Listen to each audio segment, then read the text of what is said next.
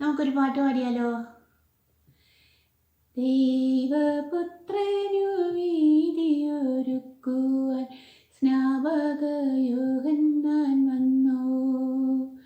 ആയിരം ആലംബഹീനരെ ജ്ഞാനസ്നാനം ചെയ്യിച്ചു.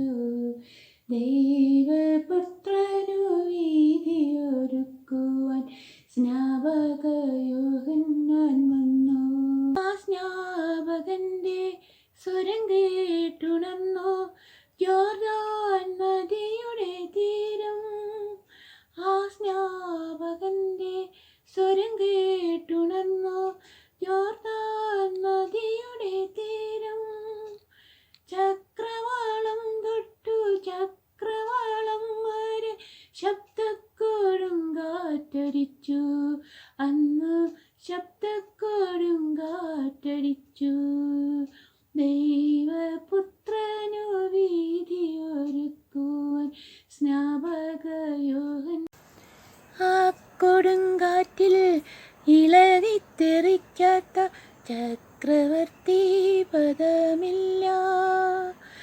ആ കൊടുങ്കാറ്റിൻ ചിറകടിയേൽക്കാത്ത രത്നസിംഹാസനമില്ല.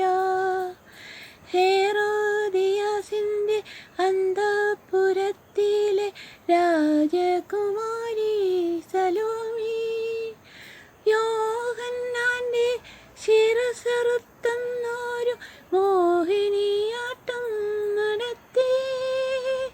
ഓ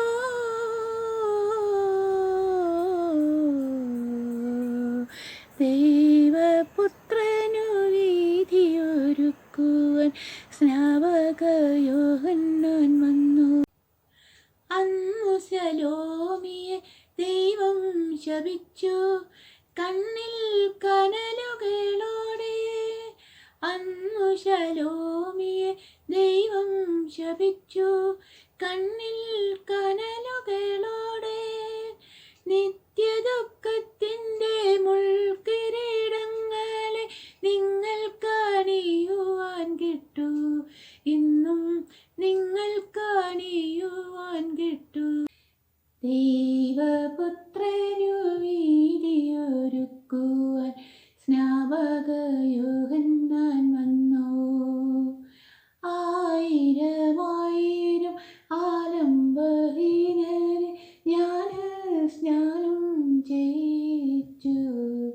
ദൈവപുത്രനു വീതിയൊരുക്കുവാൻ സ്നാപക യോഹന്നാൻ